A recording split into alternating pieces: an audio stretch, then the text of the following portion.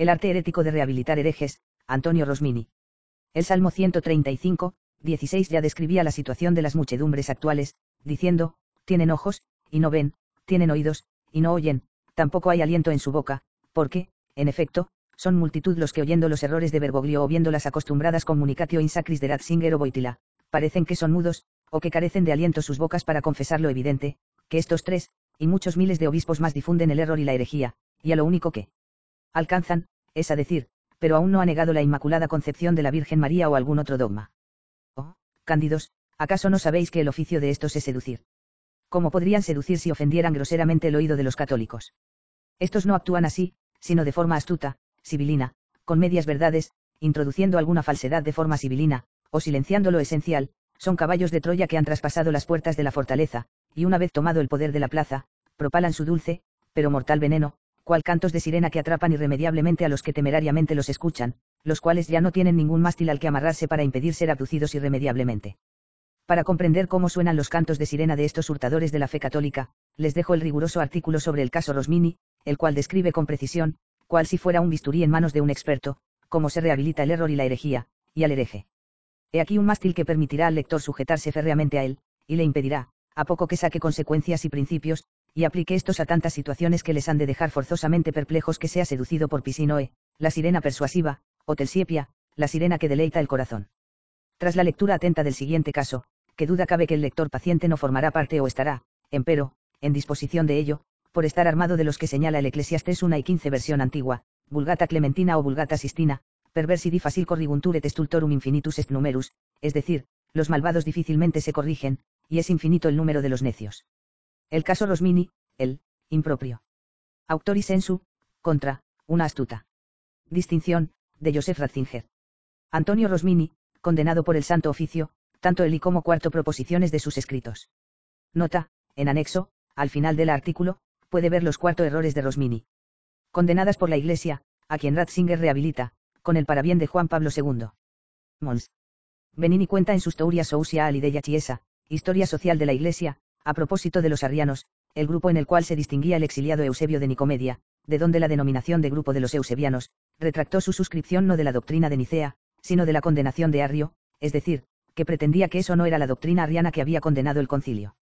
Esta astuta distinción hizo escuela, y entre muchos otros, se halla el ejemplo notorio de las distinciones jansenistas en las condenaciones papales de la doctrina del obispo de Ypres. 1. Las notas históricas del Densinge explican el episodio al que Mons. Benini hace alusión, después que fueron condenadas las 5 proposiciones de Jansenio, sus partidarios, bajo la conducción de Antoine Arnauld, distinguieron entre la quaestio facti y la quaestio juris. La condenación no concerniría más que a una herejía ficticia, pero no a la verdadera concepción de Jansenio. 2. El Papa Alejandro VII debió entonces, por la Constitución ad Sanctam Beati Petri Sedem, 16 de octubre de 1656, refutar la astuta distinción, puesto que, con gran escándalo de los fieles de Cristo, ciertos hijos de la iniquidad no temen afirmar que las 5 proposiciones, o bien no se encuentran en el precitado libro del mismo Cornelio Janson, sino que han sido ensambladas de manera ficticia y arbitraria, o bien que no han sido condenadas según el sentido tomado por este. Nos declaramos y definimos que estas 5 proposiciones han sido extraídas del libro del precitado Cornelio Janson, obispo de Ypres, que lleva el título Augustinus, y que éstas han sido condenadas según el sentido tomado por el mismo Cornelio Janson, insensu ave odem Cornelio Jansenio intento, DS 2010 a 2012. Esta Constitución de Alejandro VII muestra cómo la Iglesia tiene autoridad para definir no solamente que la doctrina de tal autor es errónea, sino también que ésta ha sido efectivamente sostenida por ese autor en el sentido que la Iglesia le ha atribuido. Al contrario, el ejemplo de los arrianos del comienzo y de los jansenistas después, demuestra a su vez que negar que una doctrina condenada por la Iglesia haya sido realmente sostenida por su autor es una escapatoria típica de los herejes. Una vieja escapatoria reaparece en la actualidad. Nihil novi sub sole. Nada nuevo bajo el sol. La vieja escapatoria utilizada en el pasado por los arrianos y los jansenistas, entre otros, se ha suelto más actual que nunca con el Vaticano II y el magisterio que le ha seguido. Por un lado, en efecto, el Vaticano II ha sostenido en diversos puntos una doctrina y una praxis contrarias a la doctrina y a la praxis de la Iglesia. Por otro, a menos de renunciar a toda legitimidad, no les es posible a los partidarios del Vaticano II, admitir explícitamente la existencia de esta contradicción, la realidad de esta ruptura. Para los partidarios de la nueva doctrina, de la nueva praxis conciliar, el problema principal consiste pues en llevar adelante una nueva doctrina sin renegar del pasado. Por lo que mira a la praxis, más ligada a lo contingente, la táctica elegida es la del mea culpa, es decir, incesantes pedidos de perdón, gracias a los cuales se puede denunciar todo el pasado de la Iglesia. La escapatoria empleada consiste en pedir perdón no por los pecados de la Iglesia, sino por los pecados de los hijos de la Iglesia, como si, en numerosos casos, estos hijos de la Iglesia no hubieran obrado en calidad de autoridad suprema de la Iglesia. En lo que respecta a la doctrina oficial, las cosas son más difíciles, aun si son menos evidentes. Sea pensando en relativizar los documentos del pasado, en disminuir su autoridad, no infalibles, sino más bien solamente prudenciales, y en hacer historicismo, válidos solamente para una época dada y un contexto determinado, etc. Esta es la táctica que ha sido utilizada, como vamos a verlo, en el caso que tomamos aquí en consideración. Existe otra táctica, la de afirmar que el magisterio anterior de la Iglesia, por supuesto siempre válido, no tiene más sentido en nuestros días. Los anatemas solemnes del Concilio de Trento sobre la justificación, por ejemplo, golpearían a protestantes imaginarios, o como mucho difuntos, pues los protestantes de hoy no sostendrían más la doctrina condenada. Se trata de una sutil variación de la escapatoria arriano-jansenista de la cual hemos hablado arriba. En el caso que analizo aquí, la escapatoria es, por el contrario, retomada, tal como lo vamos a ver. Rehabilitar a Rosmini, et ultra. En este contexto se torna previsible y necesario rehabilitar a Rosmini, condenado post-mortem, en 1887, por el decreto del Santo Oficio, post obitum. Este sacerdote de la ciudad de Rovereto es, para empezar, un eminente representante del pensamiento liberal que adoptó el Vaticano II, el mismo cardenal Ratzinger lo admitió. Además, él fue víctima conjuntamente del Santo Oficio y de la filosofía y teología tomistas, víctimas a su vez del Vaticano II. Un mea culpa sobre el caso Rosmini era de prever, incluso hace tiempo. Existe, en efecto, un nuevo método para enterrar el pasado de la Iglesia sin que se note. Este consiste en canonizar algunos personajes en otros tiempos puestos aparte, ya para echar sombra sobre la santidad de San Pío X. Juan XXIII quiso con todas sus fuerzas la beatificación del cardenal Ferrari. La canonización de Rosmini, ya prevista, eclipsará todavía más a la Iglesia preconciliar, y dará a los liberales un nuevo patrono. Una nota de la Congregación para la Doctrina de la Fe rehabilita a Rosmini y abre el camino hacia su beatificación. El 1 de julio del 2001 el cardenal Ratzinger, prefecto de la Congregación para la Doctrina de la Fe, y Mons.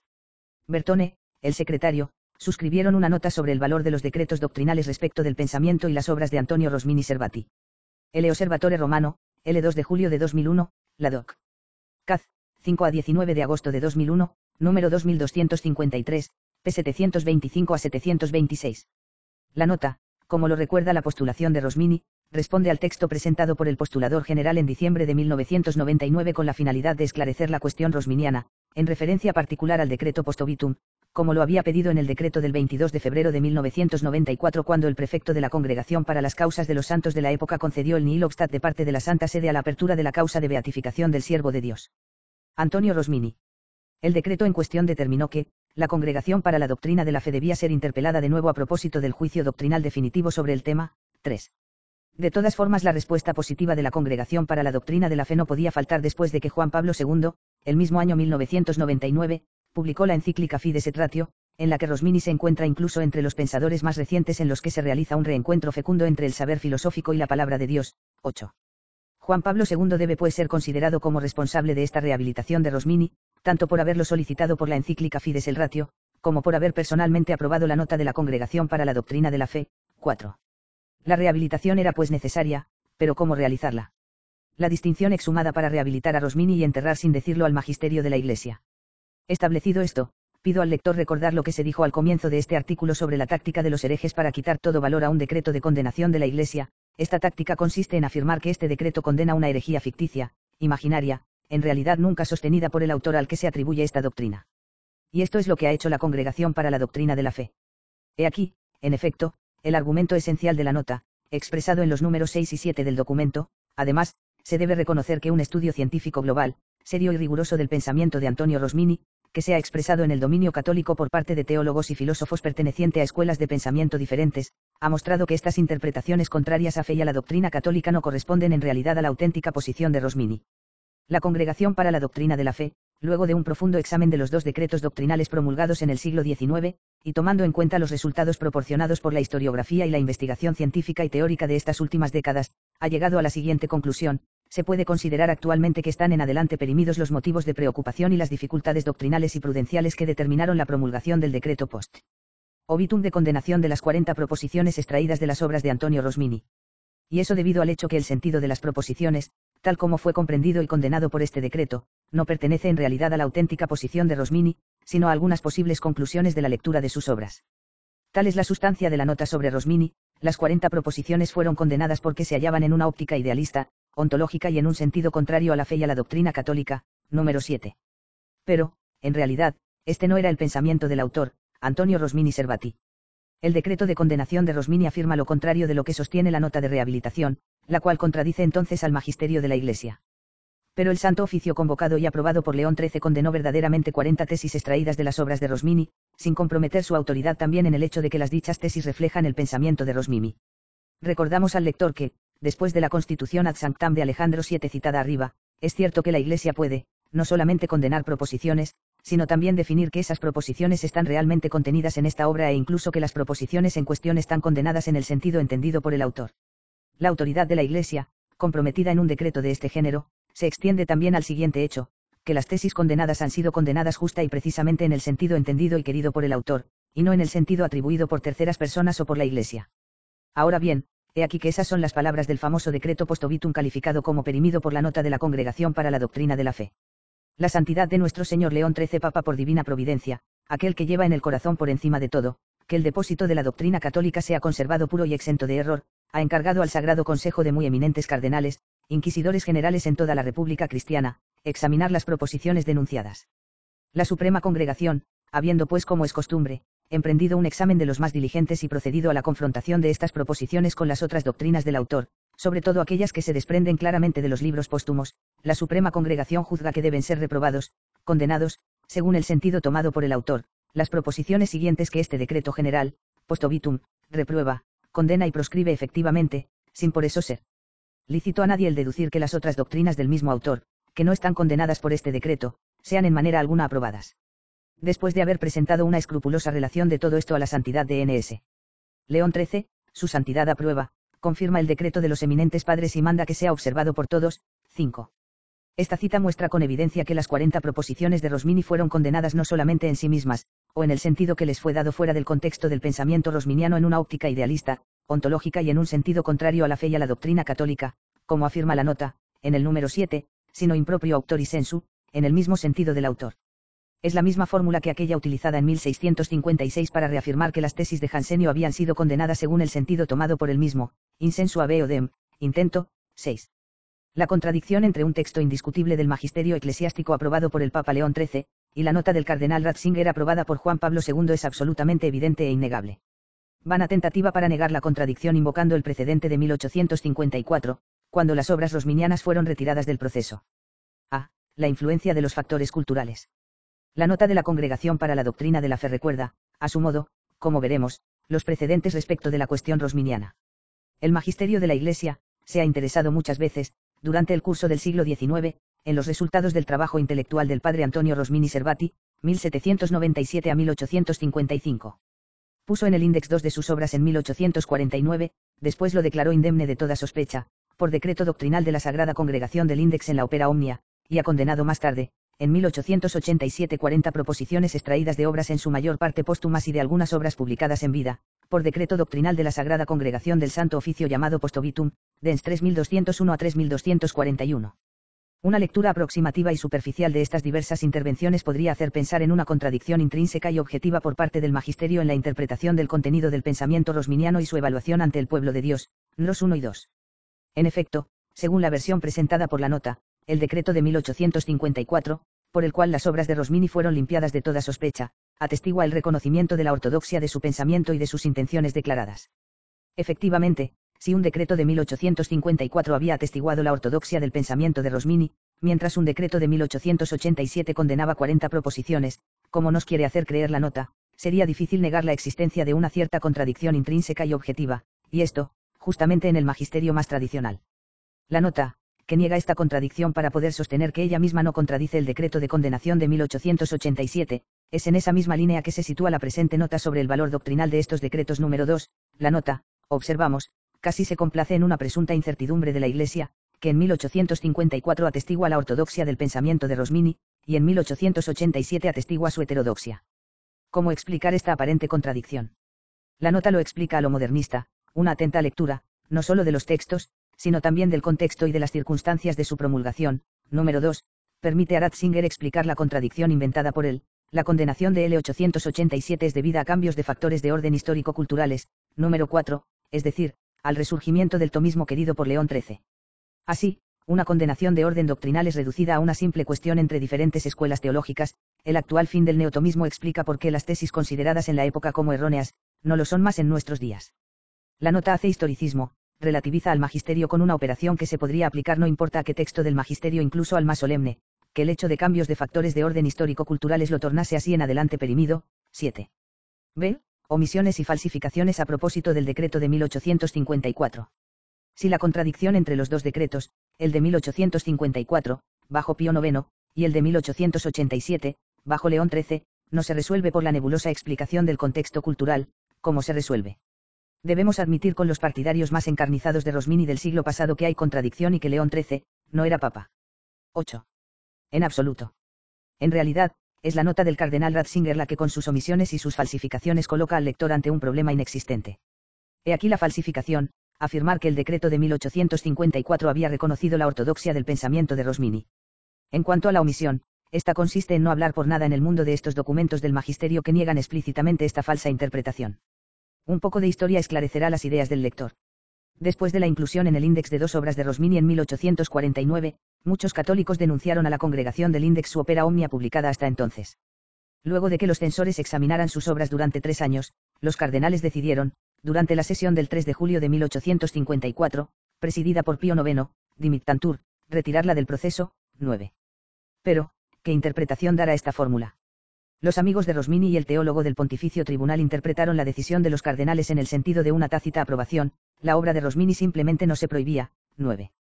La Sagrada Congregación del Índex, la misma que había retirado del proceso, absuelto, la obra de Rosmini en 1854, debió entonces, obligada por las falsas interpretaciones de los rosminianos, intervenir una primera vez el 21 de junio de 1880, y de este decreto la nota del cardenal Ratzinger no hace mención. La Sagrada Congregación del Índex declara que la fórmula retirarla, dimittantur, significa solamente que la obra retirada no está prohibida. 10. Esta dio pues la razón a los adversarios de Rosmini, y cayó a sus discípulos. Pero estos últimos insistieron. La disputa, escribía la Civiltà Católica, no terminó, porque los discípulos de Rosmini entendieron el non prohiberi, no están prohibidas, en este sentido, que vistas su notable calidad y ortodoxia, no podían ser prohibidas, y entonces que los filósofos y teólogos no podían hallar nada censurable en estas, ni filosófica ni teológicamente. 11. ¿Acaso no es esta la tesis del cardenal Ratzinger, que el decreto de L. 854 ha garantizado la ortodoxia de las obras rosminianas? Pero su pretensión, y hoy la del cardenal Ratzinger y de su nota, fue nuevamente desmentida por la congregación del Índex, a la cual fueron formuladas las siguientes preguntas. 1. Las obras denunciadas ante la Sagrada Congregación del Índex y que fueron retiradas por ella del proceso, o que no han sido prohibidas, deben ser consideradas como exentas de todo error contra la fe y las costumbres. Si la respuesta es sí, las obras que fueron retiradas por la Sagrada Congregación del Índex o que no han sido prohibidas, pueden ser atacadas tanto filosófica como teológicamente sin incurrir en el reproche, sic, de temeridad. El 5 de diciembre de 1881 la congregación del Índex respondía negativamente a la primera pregunta: los libros retirados del proceso no están entonces necesariamente exentos de todo error contra la fe y las costumbres, y afirmativamente a la segunda: se podía entonces criticar las obras en cuestión sin temeridad, es decir, sin estar en oposición al decreto de 1854. El Papa León XIII aprobó esta respuesta el 28 de diciembre. 12. No hay vestigio alguno de esta segunda decisión de la congregación del Índex en la nota de la Congregación para la Doctrina de la Fe, que afirma, sin embargo, haber realizado un examen profundo. El motivo es evidente: hacer referencia a estos dos decretos significaría destruir totalmente la falsa interpretación que se quiso dar del decreto de 1854, este no atestigua el reconocimiento de la ortodoxia de Rosmini, pensamiento y de sus intenciones. Número 2, como quiere hacerlo creer la nota. Sino que solamente concede una absolución por insuficiencia de pruebas contra Rosmini. 13. De aquí se sigue que entre los dos decretos, el de L. 854 y el de 1887, no hay más que una apariencia de contradicción intrínseca y objetiva, como quería hacernos creer la nota. Bajo Pío IX escribía en la época la Civiltà Católica, se definió que incluso en las obras de Rosmini retiradas del proceso podían hallar proposiciones condenables, como contrarias a la fe y a las costumbres, y bajo León XIII se definió que efectivamente éstas se encuentran. Si digo que es probable que llueva y enseguida, que efectivamente llueve, se juzgará contradictorio eso. La existencia de una cosa no se opone a su posibilidad, la incluye, LC, p. 274. Para la nota, la falta de la condenación de 1887 residiría en el neotomismo. Pero la aversión por la escolástica es un signo distintivo del modernismo. Según la nota, como hemos visto, el decreto de 1887, en efecto, se equivoca al atribuir a Rosmini errores que no tenía. El sentido de las proposiciones, así entendido y condenado por este mismo decreto, no pertenece en realidad a la posición auténtica de Rosmini. Número 7. Pero, ¿a quién sería debido este error presumido? Para la nota, el primer factor de orden histórico-cultural que plantea las premisas de un juicio negativo frente a una posición filosófica y especulativa tal como la posición rosminiana fue el proyecto de renovación de los estudios eclesiásticos promovido por la encíclica Aeterni Patris, 1879, de León XIII, en la línea de fidelidad al pensamiento de Santo Tomás de Aquino. El segundo factor fue la dificultad para comprender el pensamiento de Rosmini, difunto entonces, para el que lo leyera en la perspectiva neotomista, número 4. Sin ninguna duda la condenación de Rosmini maduró en el clima de la restauración de la teología escolástica y tomista promovida por León XLLL. Pero, hagámonos una pregunta, ¿qué valor le reconocen, los redactores de la nota y Juan Pablo II que la aprobó, a los numerosísimos documentos del magisterio en favor de la escolástica y de la doctrina de Santo Tomás? 14. Suponemos que, como al decreto post obituum, también los considerarán perimidos, visto que la nota no parece reconocerles valor doctrinal y disciplinar para el tiempo presente. De otra manera los principios tomistas que llevaron a la condenación de Rosmini en 1887 habrían llevado otra vez a su condenación en 2001. El asunto es particularmente grave porque no es ante todo, contra el riesgo de eclecticismo como afirma la nota, número 4, que la Iglesia ha recomendado la escolástica y el tomismo, sino también y especialmente, contra los errores modernos, proclamando que el hecho de abandonarlos encierra un grave y peligroso perjuicio a la fe. 14. Es principalmente al modernismo que la filosofía escolástica y la doctrina tomista son obstáculo, como lo recordó San Pío X en la encíclica Pastendi, 3 cosas, ellos se dan cuenta, les obstruyen el camino, la filosofía escolástica, la autoridad de los padres y la tradición, y el magisterio de la Iglesia. A estas 3 cosas ellos hacen una guerra encarnizada. Es un hecho que con el amor de las novedades va siempre a la par el odio al método escolástico, y no hay índice más seguro de que el gusto de las doctrinas modernistas comienza a despuntar en un espíritu, que el ver nacer el disgusto por este método.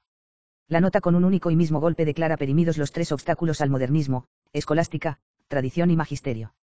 Otras inexactitudes de la nota. Hasta aquí hemos expuesto los errores más graves de la nota sobre Rosmini.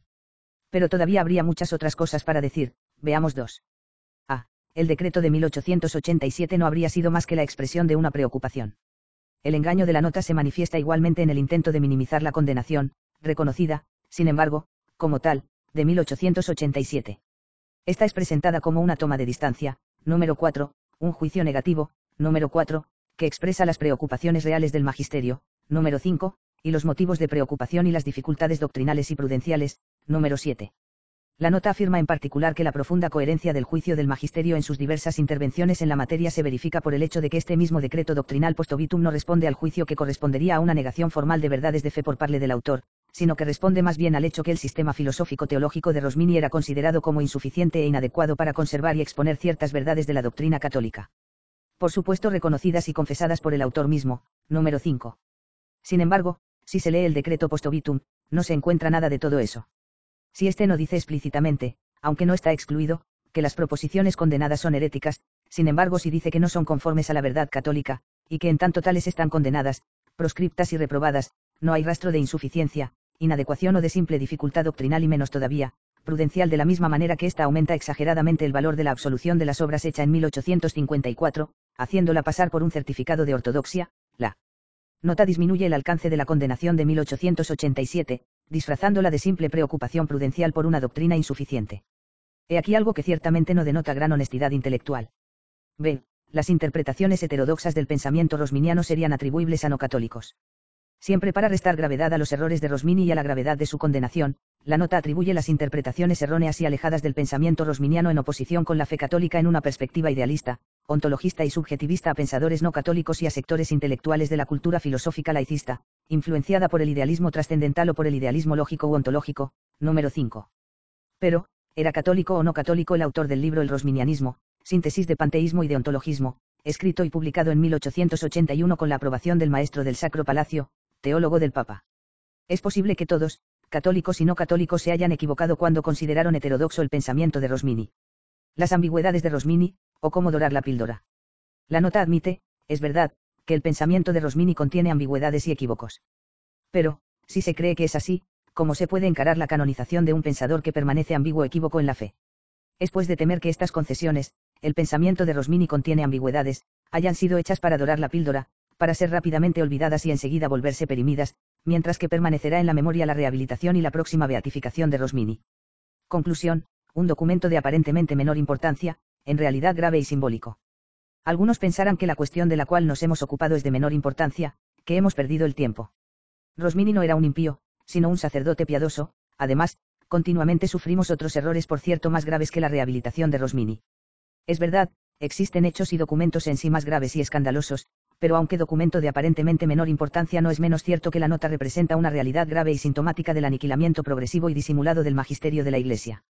Después del decreto post obitum, ¿cuál será la próxima víctima del aggiornamento?